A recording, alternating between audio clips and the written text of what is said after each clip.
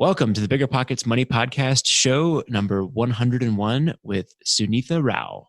It's time for a new American dream, one that doesn't involve working in a cubicle for 40 years, barely scraping by.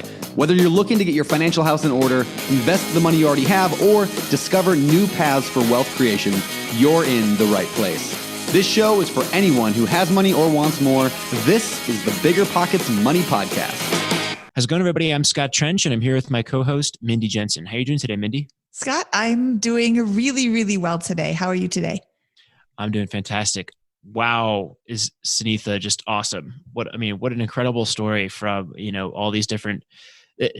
She's had an amazingly diverse career and set of life experiences that I think make her story incredibly inspiring and relatable. No matter where you are in your money journey, I think you're going to have a lot to learn from Sunny today. Yeah, she has like 7 different lives crammed into one existence. And something that we talk about near the end of the show is domestic abuse and financial abuse. And this show, I wanted to point this out at the beginning of the show because it could maybe be a trigger for people who have lived through this and aren't ready to hear about it. But I think that it is really important to share this story. We haven't covered this topic yet. She had an abusive home life as a child. And she has, the story of her getting past that. And that's not the way to say it. I feel terrible when I say, oh, you got past it, like it's something to just overcome. And I don't mean it like that, but she has, wrapped her mind around it, dealt with it, and moved on with her life and become a fairly successful investor and very successful in the corporate world, despite having originally a 6th grade education. Yeah. So, we'll dive into all of this for sure in the coming minutes here. But so Sunny was a professional tennis player who had a successful career for 9 years as a professional tennis player all over the world, traveling everywhere. And she had to start over at the age of 23 with her new career after she retired. So really interesting perspective here with the story. And I think, again, everyone's going to have a lot to learn and take away from it. Should we bring her in, Mindy? Sunitha Rao, welcome to the BiggerPockets Money Podcast. How are you doing today? I'm doing great. Thanks for having me. I'm so excited that we're finally getting to connect. Cody Berman introduced us 100 years ago, and we had a few misconnections, but now we're on the show today. We've got you on the show, and I'm so excited to have you share your experiences and education about your own educational process with the financial independence movement, or with financial independence in general, I guess, not the movement. So anyway, take a quick little edit there, Dave. Sorry. So, Sunitha, where does your journey with money begin? So the basic kind of premises that have shaped my attitude towards money began when I was very young. So my parents were immigrants. They came over from small villages in India. My mother didn't finish high school. My father had a master's degree, but he had trouble holding down a job. My mother worked second shift at like a book factory when I was very young. So kind of between those two dynamics, money was always a cause for concern in our household. And during that time period, I was very young. That when they were struggling the most, when our family was on welfare, I was 3, 4 years old. And my strongest memories of those times would be the occasions when our apartment got broken into. Like, that is what I remember of my childhood, being in a bad area, having my apartment broken into, having my things being stolen, never knowing like what was happening. And even though my parents were eventually able to work themselves out of that, there was still a scarcity mindset around money for years to come. And that embedded itself into my own thinking. So scarcity around money and the need to save because you never knew what would happen in the future. Those were the premises that really began my financial journey. Where was this hometown?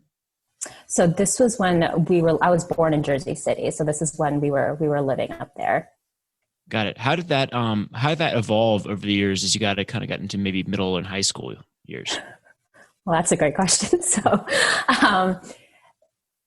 for that, so being frugal, scarcity around money, those are like the last things I learned about money for a long time.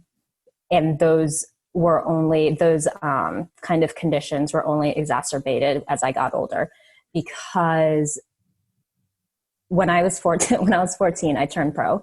I played tennis professionally for 9 years. And so I wasn't accustomed to like a normal life. I was accustomed to a life where a lot of money was spent to travel, to train, and all of that. However, I was funding, by the time when I turned 18, I was funding my own career. And so with the tour, you never know how much money you're going to make any given week. $200 one week, $15,000 the next week.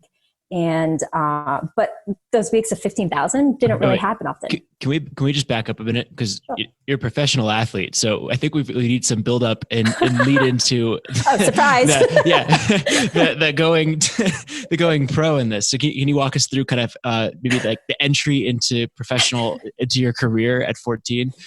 Yeah. So, I mean, that was kind of like the predetermined path for me. My father wanted me to play tennis well before I was even born, well before I was conceived, well before I came into this world. So when I was young, even back in the times when we were in Jersey and not doing well, like he would take me out on runs, he would throw tennis balls at me. Like that was just the thing. So growing up, I trained even when I was like in first grade, like 3-4 hours a day after school. When I got a little bit older, 9, 10, 11, 12, that would be like more like 6 hours or so. And then you get to kind of a point where there aren't enough hours in the day to train, and you need to be training more in order to be increasing your skill set so that you can progress and compete at a higher and higher level. And that's where schooling starts to kind of like bump up against that time frame. So the priority was tennis. The priority was not education. So with my parents' blessing, I dropped out of school after 6th grade so that I could train full time. And so that meant spending 9 hours a day on the court. I was supposed to be doing homework. I never did. I didn't want to. I also didn't have the energy to after training nine hours a day. And so just compete at the state level, local level, national level, international level, eventually got to a point where I could compete as a professional when I was 14. Wow. How do you drop out of school in 6th grade? Like you just completely stopped going. You didn't have like homeschool or anything. That sounds so judgy. I'm not trying to be judgy. It's totally fine. No, it doesn't make any sense. You would think that'd be like Child Protective Services or something, but there wasn't. I was supposed to be homeschooled. I did maybe like 15% of the work and then just like didn't do any more. And I mean, in the tennis world, in the sport world, that's not that abnormal. So nobody really cares. Like you're supposed to not need an education if you're making millions of dollars. What do you need to know geometry for? Yeah, but you just said you made $200 a week some weeks and 15,000. I mean, 15,000 a week is great. I'd like that, but $200 a week is not awesome. No, people don't always realize the realities of what it actually looks like when they're pushing their kids to do it. They just see that pinnacle of winning $1 million and getting all the endorsement checks and all that stuff.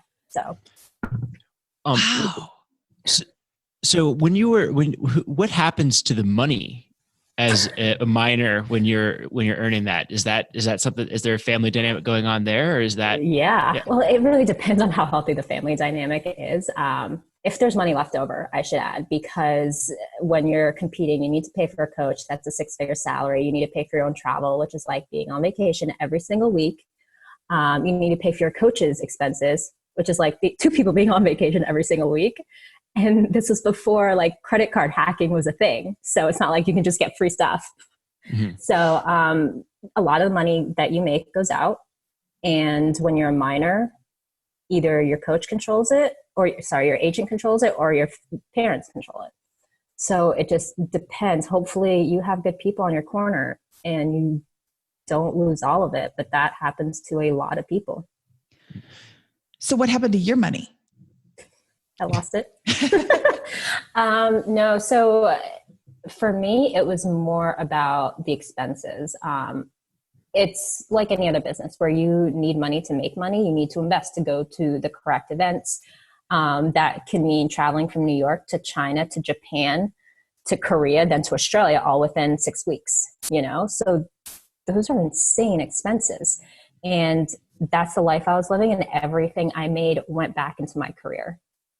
At the end of the day, 10 years later, when I retired at the age of 23, I didn't have any money left. I maybe had like $1,000 in a bank account and no certifiable skill set to really move forward in life, except for maybe teaching tennis, which is just, it can be very tough. So what did you do? I taught tennis for a little bit. So at that point, I needed a stable paycheck more than anything. I needed a stable paycheck. And I was walking away from a career where I had dreams, where I was very successful, but I had not fulfilled all of my dreams. So I just had this need to really be successful, but I knew it wasn't going to be in the tennis world. So I was like, where else can I be successful? And I wanted to be successful in the corporate world.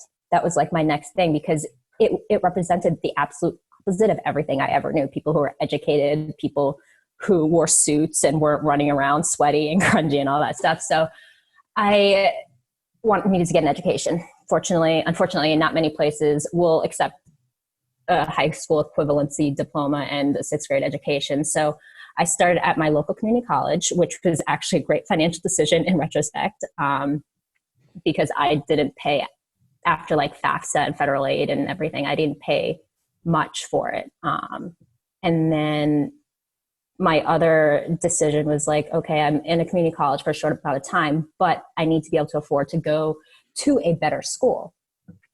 In order to do that, again, need resources, but I had a finite amount of time from the time I enrolled in the local community college to the time I was going to get myself to some better institution.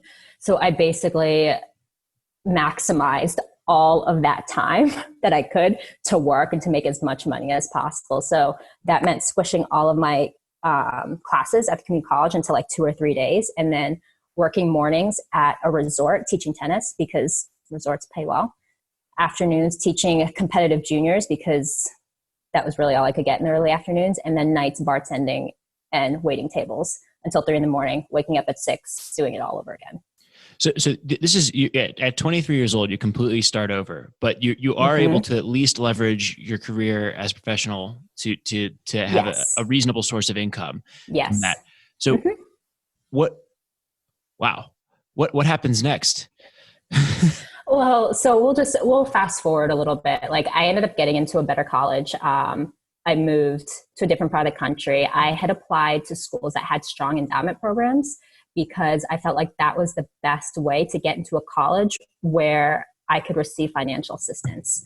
That paid off. So I ended up at a school where I got a full merit scholarship. Merit/academic, which is like just so funny because again, 6th grade education, academic scholarship. But did that, worked really hard. Everything was great. Graduated, got a good job at a Fortune 500 company where I was in their management training program. So I thought life was great. So yeah, can we talk about how you found this program, what school you went to, Sure. All of that kind of stuff, what you chose to study, and how you thought about planning your career at this point? Sure. Yeah. So I ended up in Boston at Babson College, and I honestly just Googled endowment programs. I knew I wanted to be in the Boston area. I had clients in the tennis world who were from the area. They had all done well. So why not? Right. So applied to a bunch of places, and it's really simple. If you just go, it's amazing what you can find on Google, and just started talking to people who knew of the different colleges I wanted to get into, and kind of like just following up with one person, ask them if they can introduce me to anyone else who could provide feedback. Eventually you can find your way into different institutions, And so with Babson, I was able to eventually connect with the dean of undergraduate admissions. And he liked my story enough to ask me what was going to be the deciding factor between ending up at Babson and ending up somewhere else. And I straight up told him it was money, which is a hard thing to admit, but it was the truth. You know, I was making a decent income, but it wasn't decent enough. At that time, it was like at least $50,000 a year at college, as were many of the colleges that I was applying to. And I didn't have enough to afford that. Didn't want to go into debt. So wait, he asked you what was holding you back from coming to the college, and you said money, and then he just gave you money? Well, he said, okay. We talked about a few other things. That was it. I was kicking myself for saying that because I felt like an idiot because I didn't know what else to say. But then when I got my acceptance letter, with it came my like an assistance package. And the assistance package didn't come first. The letter came first. And I was already freaking out, getting into a good college with my background. Are you kidding me? Like, I was not holding it together. And then the assistance package came through, and all I saw was like 5 and then like 4 zeros next to it. And even though I'd had paychecks that were pretty big in the past, like that money just went away so quickly. It doesn't even seem real. But to have this other like pool of money coming in that was netting more than you had ever made in your life, game over. So that's awesome. So what did you end up choosing to study? Business and finance. I wasn't 100% sure exactly which way I wanted to go with that. But knowing numbers, knowing business had really done well for me in managing my career. So I figured I couldn't really go wrong, and I would figure it out and optimize it as I went along. And can you walk us through maybe some of the key like the key things that maybe you thought that you remember about going to college as someone maybe at a different age bracket than probably most of the undergraduate students? Being very isolated, not wanting to live on campus. It has its pros and its cons, because I think I got a lot out of it. I definitely appreciated it more, and I tried, I think, a lot harder than some of my peers, because this was like my second chance at the life that I wanted. But being 26 and being around 20-year-olds, it's just challenging, and it does allow for a lot of growth. You learn to see things through the eyes of others, which I think has really helped me just in life generally, you know. Got it. Could you give us a quick overview of your professional tennis career? Maybe some of the best stories or highs and lows points? Yeah, I have a lot of this. So high points. I think one of the best memories I have of my career would be at the 2018 Beijing Olympics in tennis. Like, the Olympics they're not, our goal will be the Grand Slams. The Olympics are great, but they're not like a part of like our vision. However, to be a part of something that means so much to so many, to see people come in when they've trained for this their entire lives, like, the energy in the village is it's palpable. It's like, I didn't sleep, I think, more than 2 hours a night that entire week, because every time I look up, there'd be like a boxer running laps in the courtyard. Like, there was so much going on. It was incredible. And walking out into the arena during the opening ceremonies, it was like just this sea of people, and you could see lights from like cameras and stuff, but you couldn't see anything. Like, people use the term like a sea of people. This was an actual sea. So to see so many people kind of come together for something that meant so much, that was probably one of the best things to be a part of in my entire career. In terms of low points, because I was financing my own career, like, there were a lot of those. So there were plenty of times where I would book a ticket to go somewhere, and I'd be there for like maybe 3 weeks, not have enough money. I wouldn't have a ticket home. I'd be like, hopefully I won enough in week 1 or week 2 that this check can cash and I can get home. Times where I didn't have money to buy myself dinner. Like, I had a stash in my wallet that I conveniently sometimes forgot about, for like $20 or $30 US. And there was one night where I was like in Rome. I was coming home the next day, but it was like 4 o'clock. I was starving, and I realized I didn't have any money left. And I was just like, what what is my life? What am I even doing? And I looked in my wallet for some reason. I found that $20. I was like, yes, I can buy dinner. I can buy breakfast.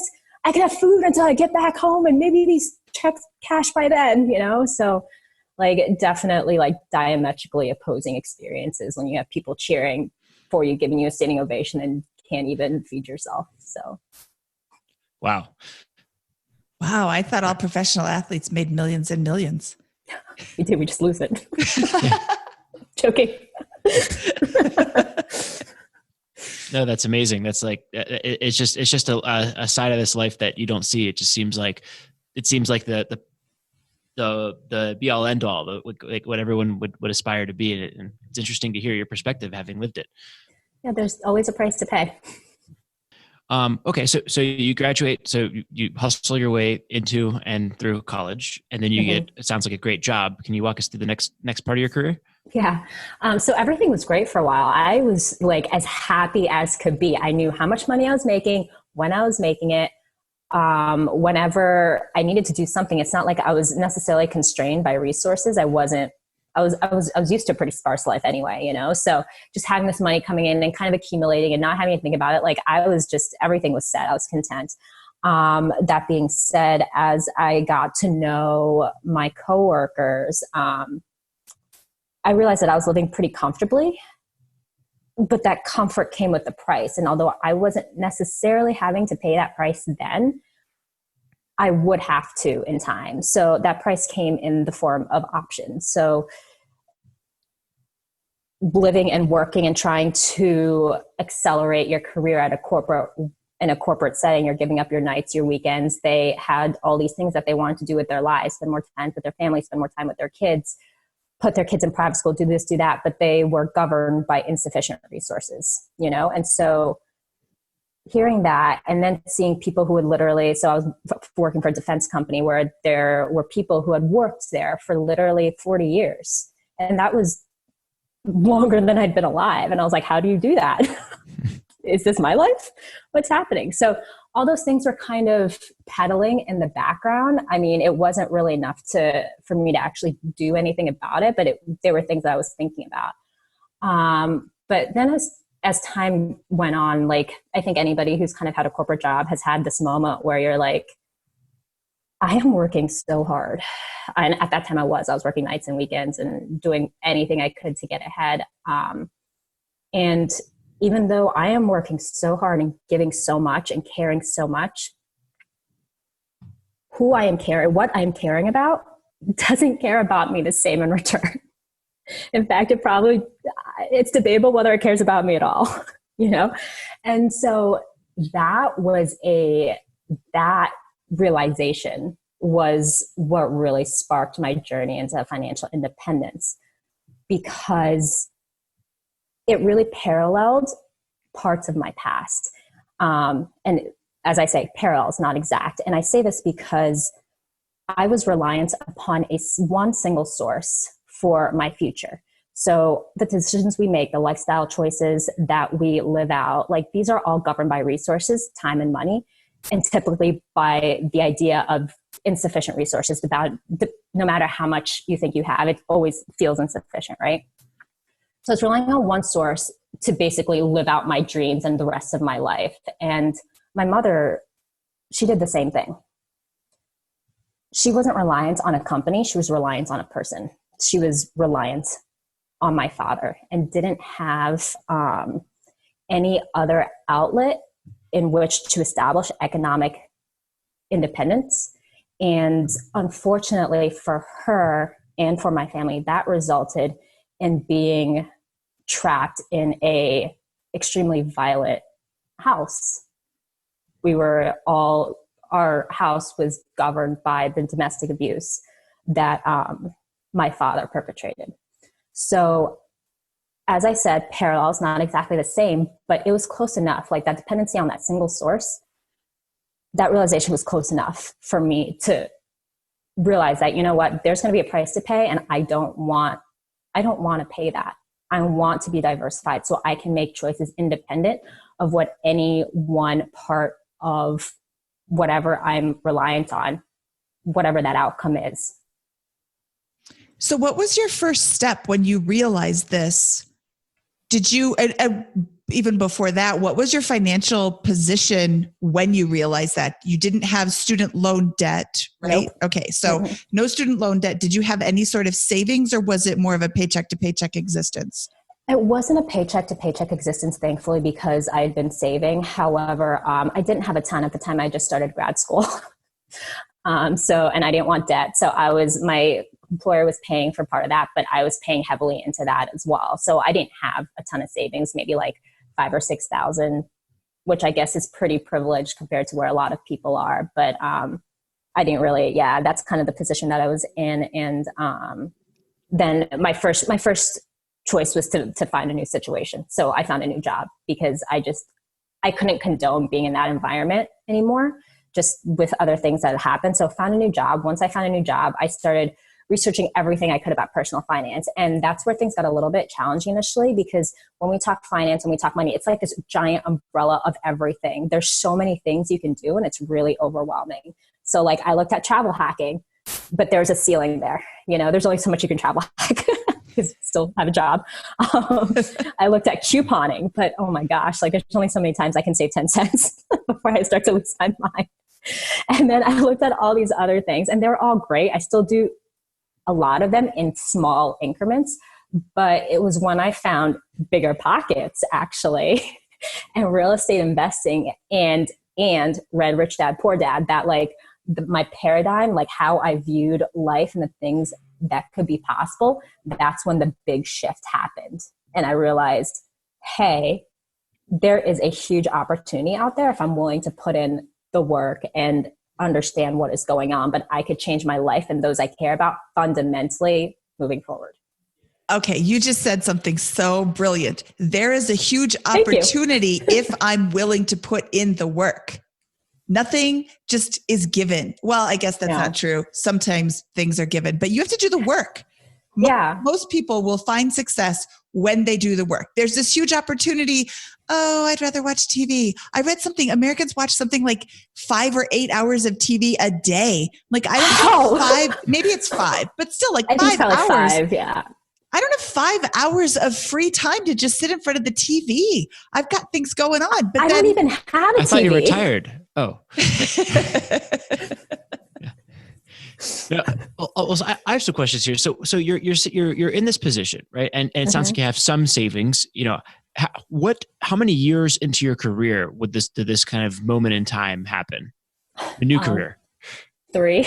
3 years. Okay, so about 3 years into the new career, and it sounded like you were contemplating business school or already in business school. I already was. Okay.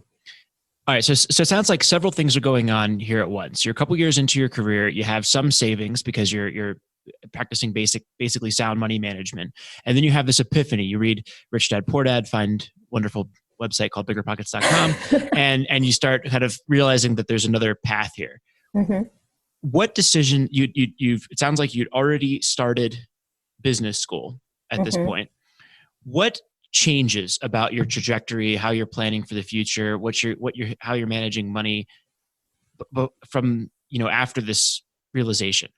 So again, I truly believe in being diversified. I found this opportunity. I didn't know how it would work out or what that would look like. So I didn't stop going to grad school. I finished grad school. I mean, it was expensive, especially when I changed jobs, and my tuition reimbursement was decreased, but I still needed different opportunities. I still need the ability to optimize different opportunities. So I finished that. However, that did not allow me to save enough to invest for a while. I still had like another 2 years. And so in that time period, what I did instead was basically every minute that I wasn't either working or studying for grad school, I was studying real estate, podcasts in the car, books on vacation. I was in Italy on the beach reading about how to vet property managers when investing long distance, like just like that single-minded focus to set myself up for the next step. However, I couldn't take that step for 2 years. Got it. So did you end up taking that step, or what happened next with your portfolio? Yeah. So I definitely did. about a year and a half ago, I purchased, this is when I was still living in Boston. So I was living in Boston, working the corporate job. And I purchased a property in Indiana, Indianapolis, got a duplex, got that going, went on the next, had those 2 units. Fast forward another 6 months, closed on another 3 units. And so started that business, and then realized, okay, so I'm starting this. This is going well. However, there are definitely areas in which I do not have the competitive advantage, and it will still be hard for me to reach my economic goals investing at a distance. So 6 months ago, I packed up and moved to Indiana. I live in Indiana now. So why did you choose Indiana in the first place? Because I love data. I love numbers. That's how I make a lot of my decisions, be it good or bad. And so when I was trying to figure out where to invest, I knew Boston wouldn't be an option. I can't compete with foreign investors who are coming in with millions of dollars in cash, buying things sight unseen, no contingencies, et cetera. So I looked at about, I think, like 20 different cities in the US, and looked at a variety of economic statistics and compared their performances, both current and projected, against the US national average, and looked at where, like, basically did, like, this is my finance nerd talking, but like conditionally formatting it so that wherever things were performing well, it would pop out on the Excel chart, because I just had like so much data. And then narrowed it down to those cities and started to find people, started to understand the demographics, started to find a team. And after all that, ended up in Indianapolis. So where did you, okay, after this is over, I want to talk to you about where you got all that data from. And I want to jump in and say, do not apologize for being a data nerd or a finance nerd. This is your place. You are speaking to your people. They're all like, yes, my tribe. I found my people. No, that's awesome. Okay. So you chose to purchase properties in Indiana. What were you doing at the time for your work? I was working as a senior financial analyst for a biopharma firm. So doing corporate financial planning analysis, managing expenses, budgets for subsets of the company. Got it. Okay. And were you working there in Boston? Yes. And then, so do you work from home, or did they transfer you? They happen to have an Indianapolis office? Well, they did happen to have an Indianapolis office, but they would have been happy with me working from home. I even though I had transitioned a lot of my focus into real estate, again, with the diversification, I still worked really hard at my job. You know, that was really important to still maintain that, because that was and is going to be what supports my real estate endeavors. I need that W-2 income, right? So I had set myself apart and done well enough to where they were like, you know what, you've performed well, you've been a great employee, go to Indiana. We trust you. Do what you got to do. That's awesome. Is awesome. It was amazing. And I love that you said the W-2 employee, or the W-2 is going to fund your real estate endeavors for a while. I'm on the forums of BiggerPockets all the time, and I see people say things like, I just quit my job. How do I buy my first property? I'm like, that would give me a heart attack. Yeah. I would have a literal heart attack. Yeah, you quit your job after you have accumulated a substantial portfolio in real estate. Yes. During the accumulation phase, your job is your best friend. Speaking of which, how did you finance the down payments for your rental properties? Through my W-2 income, Scott. Right. Wow, what a unique way to fund real estate. Oh, yeah, I see these people say this. I'm like, no, other people's money and everything else. Go beg for your job back. Yeah. Well, so with that though, with graduate school, it sounds like you were able to you're able to leverage just your W-2 job and your savings to finance these down payments, and you kind of slowly started accumulating these one by one over a period of how long? Sorry, say that again. The properties or the money? How long? Walk me through the quick timeline of the overall acquisitions that you've made in Indiana to date. Yeah. To date, okay. So I started actively looking to acquire in end of 2017. Mm-hmm. Found a property probably April of 2018, the first. Closed on that. Had a little bit more money. Closed on the second set of properties September 2018.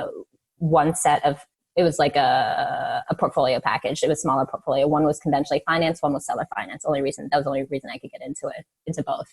So closed on those 5 doors, moved out to still renovating, got all of those basically cash flowing positive, all of them cash flowing positively by February of 2019, because there were renovations and then trying to lease out during winter and all that fun stuff.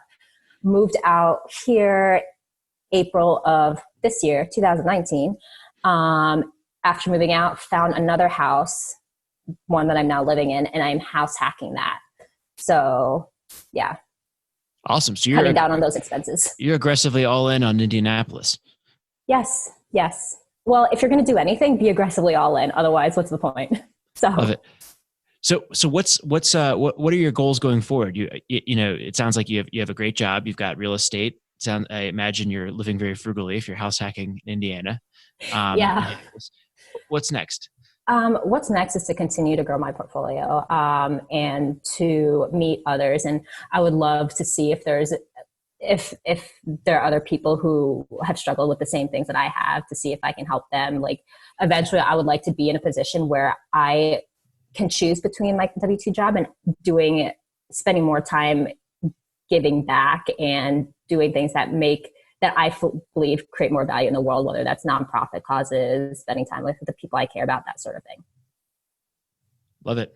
Okay, so we glossed over a fairly key part of your story that I didn't want to gloss over, but there were other questions that I wanted to ask. And, you know, the domestic abuse and the financial abuse that you talked about, I think that's way too prevalent in our society. And I think that a lot of people don't talk about it. There's shame involved when there shouldn't be shame. It isn't your fault that your father is abusive. It isn't your fault that he withholds money and, you know, all of that. But there's a lot of shame around that. And I wanted to bring you in here to talk about, you know, you shouldn't be ashamed of that. That's No. not something that you should be, you know, feeling bad about. It's so great. And like, I'm totally fudging this up, but no, it's okay. It's a hard subject to talk about. There's a lot of shame, and there's shame whether you're the child, there's shame whether you're the one who entered into the relationship. But at the end of the day, these things, it's like a slippery slope, you know, and nobody realizes what's happening. And until it's too late and you're essentially trapped, and the role that finance plays in these dynamics is critical. There are many different ways in which, domestically violent relationships, regardless of which gender is the perpetrator, which gender is the survivor, they have a common theme in that it's all about power and control. So if we talk about how we want to live our life, again, resources play a huge role in that. What happens when you're with someone who takes away those resources or finds a way to control those resources? You suddenly don't have nearly as many choices as you did before. And that can mean leaving a violent relationship if you wanted to, because then if you left, then you couldn't support yourself. The other option was living in a homeless shelter, that sort of thing. And those were definitely like the thoughts that I encountered growing up. Like, my father did this deliberately, you know, and I've seen this happen with other people deliberately, where from the time I was 5, 6, 7, I would hear, "What's your mother going to do? How can she leave? She can't do anything," in reference to the money that she did not have. So, and let me also caveat that by saying, just because a person who is a survivor of this dynamic, even if they have financial independence, it's still very hard to leave. There are many more things that come into play. So that is not like the sole reason a person can or can't leave, but maintaining independence financially and knowing how to take care of yourself and take care of those you care about from an economic perspective is critical. And I'm very passionate, obviously, about women's financial independence after being a female, seeing what my mother went through. But regardless of whether you're male or female or what type of relationship that you're in, that is absolutely critical in order for you to not only live your optimal life, but to live a safe life and to live a happy life. What does someone do who feels that the other partner has all of the financial power in the relationship, and that maybe they feel, hey, it would be really hard for me to go get a job, or I don't really understand money or whatever. And therefore, at least that, to your point, that's at least one part of the equation that's keeping me in a place where I maybe don't want to be. How does someone go about taking the first steps towards fixing that situation? That's a hard question to answer because it can be so varied, and it depends on what they have access to. There are definitely resources and hotlines and places where you can call to get, I think, professional help to understand where to go from where you are. Do you think we can include some of those resources in the show notes?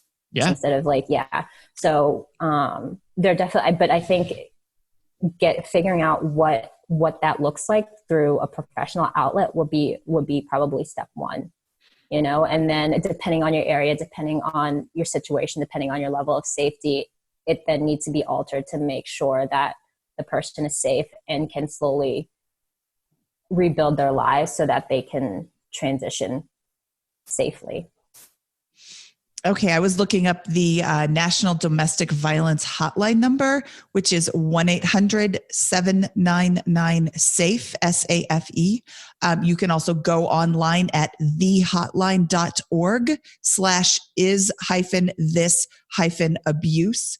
And there's a way to chat with somebody online. There's some red flags that you should look for. And then the phone number again is on there, and we will include all of these in our show notes, which are at biggerpockets.com/moneyshow101. So how did you leave this relationship? That was hard. One of the hardest things I've ever had to do. So I was traveling. I was 19, traveling. I was in Asia at the time, and I refused to come, specifically to my situation, I refused to come home. My father wanted me to come home. I refused to. I changed all my tickets, flew to Australia instead. He had control of my money. See a common theme. I managed to snag a couple of my own paychecks and open up a bank account in secret, so that I had like $2,000 or $3,000 to fly to Australia, which is basically everything to fly to Australia, and stay there through a couple of events, make a little bit more money, and then hopefully that was enough to get me started. So it kind of was. However, perpetrators are a little bit sneaky. And so he found out when I was coming home. He met me at the airport. My brother is 3 years younger than me, but at the time, like 16, he's like bigger and stronger than I am. He tried to tell my brother to like force me into the car. Wasn't having it. So long story short, I caused a scene for the first time in my life. And when it came to that, and got a restraining order, had it in place for more than a decade, and just had to rebuild from there. I learned everything, whether that was opening a bank account, trying to figure out how debit cards worked, how credit cards worked, how to build a credit score, how to get a car, like all of that stuff. That's outrageous. Yeah.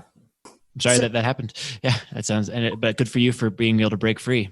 Yeah, but I read this quote the other day about reframing negative experiences. Like, it can be the worst thing that happened to you, but there are good things that come from it. So I'm resilient and empathetic and know how to survive, and as do many survivors, So if these are the things that we walk away with, those are pretty good things to have in your life. So. Absolutely. Was there anything that triggered this, or did you just decide that you were done? I think honestly it was turning 18, because at that time I was an adult, and either I could make I didn't need to put up with it. It was no longer child abuse. I was no longer a minor. I was not a child. So at that point it was either I left or I stayed and condoned what was happening to me. And I couldn't. And I was lucky in that I was able to get away. Many can't, because statistically the most dangerous time for a person, for a survivor, is when they are trying to leave. So I was very lucky that I was able to do that. I'm not saying that my situation should like really if others want to do the same who are in a similar situation, make sure that you have like the support system, et cetera, around you to do so safely. One of the questions I have, because this is a finance show, is, you know, if this, like our podcast or Rich Dad, Poor Dad, or some of that stuff that you discovered about financial independence is helpful to people in this situation from that concept, because my imagining of the situation is that,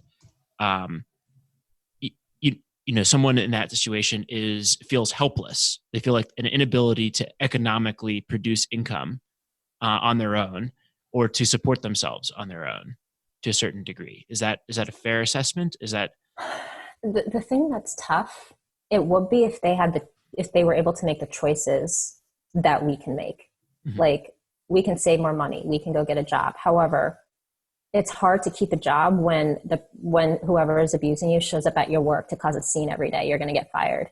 Mm. You know, it's hard to save when they take all your money. You know, it's hard to like get up to that point. It's hard to learn when they control the resources that you have access to. Like, my mom doesn't know how to use a computer. If she wanted to learn about BiggerPockets, she couldn't. My mom, he doesn't let her drive a car. She couldn't go out to a finance seminar. So to an extent it could, but I feel like that might be diminishing the severity of some of these situations. No, fair enough. Yeah, I don't know what I don't know about this topic. Okay, Sunny, thank you so much for sharing this with us, because that's something, like Scott said, I don't know what I don't know about this. I don't know what I don't know about this, except I know that it's, you know, it's really helpful to hear that other people are in this situation too, or have been, and they got out. This is how I got out. Maybe some part of your story will help somebody else get out of their situation so they can go on and lead the life that they really want to lead. So now is time for the same four questions that we ask of all of our guests. Are you ready, Sunny? I think so. Okay. Number one, what is your favorite finance book? So this is probably an answer that is more prevalent on the BiggerPockets Real Estate podcast, but it's definitely got to be Rich Dad, Poor Dad. I listened to a lot of podcasts, but in terms of actual books, like, that's the one that made me change how I think about money and how I think about my life. Love it. We get that book a lot. So if you haven't read it yet, it's time to go check it out. What was your biggest money mistake? Not investing earlier. When I was living in Florida, before I moved to Boston for undergrad, I was living in this townhouse that I could buy for about $35,000, $40,000, but rent was $825. And I didn't realize the arbitrage opportunity there at all. And I actually did try to buy it, but I had like 1 year's worth of income, and they said no. And it was such a small loan, they didn't want to be bothered. And I just said, okay. And I left. And that was that. I mean, I would give a lot to go back in time and I think make better decisions like that. And maybe not lease out a car the year before it comes out, a brand new model, and do ridiculous things like that. But yeah. Yeah, that car comes up a lot. I love that it's the opportunity cost. Yeah. What is your best piece of advice for people who are just starting out?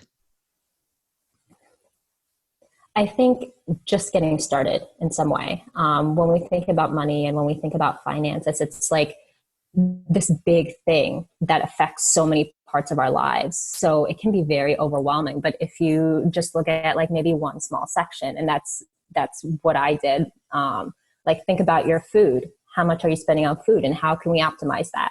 Once you get to a decent point there, leave that as it is, and then move on to like maybe your car or your telephone bill. It doesn't have to be this big thing that needs to be tackled all at once. It's just making small changes that you can stick to. It's a lifestyle change. So just doing little things and figuring out what works for you.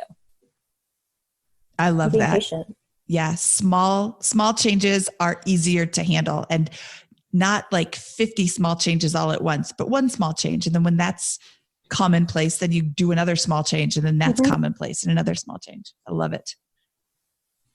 Scott? Awesome. So what is your favorite joke to tell at parties? I have a bunch. So Yay. All right, let's do all of them. okay, but I don't actually tell these at parties. Maybe I should. But my friends are really into like punny and like dad jokes. So 2 days ago, I was like, guys, give me what you got. This is the only time I'll ever ask you for these. So make it count. So if a child refuses to sleep during nap time, are they guilty of resisting arrest? Nice. Love it. Don't trust atoms. They make up everything. That one I love. Why did the invisible man turn down the job offer? He couldn't see himself doing it. These are amazing. Right? Okay, last one. You get to try to answer this one. What's the best part about living in Switzerland?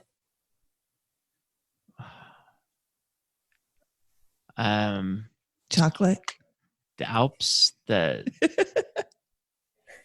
Okay. don't know. I don't know, but the flag is a big plus. Oh, that's awesome. Ended on the best. All right. Okay. Where can people find out more about you? They can go to my website, griffixpropertygroup.com. And can you spell that first word? Sure. GRIFFIX. griffixpropertygroup.com. Okay. And all of these links will be found in our show notes at biggerpockets.com/moneyshow101. Sunny, thank you so much for being on the show today. This was really a great story. And I know that there's going to be a lot of people that can learn something from this. Thank you so much for having me and for allowing me to share my story. Yeah, this was awesome. Okay. Well, we will talk to you soon. Yeah, this Sounds is phenomenal. good. Thank you. Can't wait. Thank you. All right. That was Sunitha Rao. Mindy, what'd you think? You know, Scott, I feel weird saying I love her story because clearly I wish that all of those negative things didn't happen to her. Nobody's like, yay, domestic abuse. That's the best thing ever. But I love her attitude towards it. She didn't take this and say, wow, I guess this is just what I am for the rest of my life. She said, I am not going to deal with this anymore. I am going to change my narrative by taking charge of my life. And, you know, that comment she made at the end, the taking the negative and turning it into a positive, she's learned so much from her experiences. She's a pretty powerful woman. Absolutely. I mean, this story is one of hustle, competition, right? Being reborn with a career, those kinds of things. Like she went out, I mean, how badass do you have to be a professional athlete of any type, let alone travel the world at 14 to 19, to 23 as a professional tennis player, doing it largely on your own, and then have to restart in community college, working 80, 100 hours a week in conjunction with taking classes. I mean, it's crazy how much she's been able to accomplish in spite of some of the hurdles that she's come across. I am just so impressed by her story because she had a 6th grade education. She basically quit school in 6th grade to play tennis. And then I can see someone who is maybe less driven. And I feel like I'm talking smack about somebody I don't even know, but I can see somebody less driven saying, you know what, I'm just going to coach tennis for the rest of my life. And she was saying that tennis coaches have a 6-figure salaries and their coachees, their athletes, I guess, are paying for them to travel with them. So, it's not a horrible life, but that's not the life she wanted. So she's like, you know what? I'm just going to do it different. I'm going to go to college. Even though I only have a 6th grade education, I'm going to figure out how to get to college. So she did. And then she didn't know how to pay for it. So she figured that out too. She's really, really strong. And I love that part. One of the things I think is an interesting takeaway about this podcast with Sunitha was that, a lot of times we talk about how important it is to get these habits right started early and how that can compound over time. But a trade-off that sometimes occurs is, you don't want it to be a trade-off, is you may have to give up on a certain timeline or dreamline in order to pursue financial independence. And I think Sunitha shows you don't have to do that. She was a professional athlete. She ended a 9-year career, didn't finish high school, didn't go to college at the normal time, and started at 23 with nothing, yet is still able to move on and rapidly pursue financial freedom, in an aggressive manner with her current circumstances. And so I think that kind of shows like, hey, there's room to go after that thing that is your dream and passion, and then transition and go after this financial freedom. You can go after it anytime, any starting circumstances. Yeah. What did she say earlier? If you're going to be all in, be aggressively all in. Yeah. I love that comment. That's awesome. That is fantastic. Couldn't agree more with that. Okay, Scott, should we get out of here? Let's do it. Okay. From episode 101 of the BiggerPockets Money Podcast, this is Mindy Jensen and Scott Trench saying, it's time to scoot, little newt.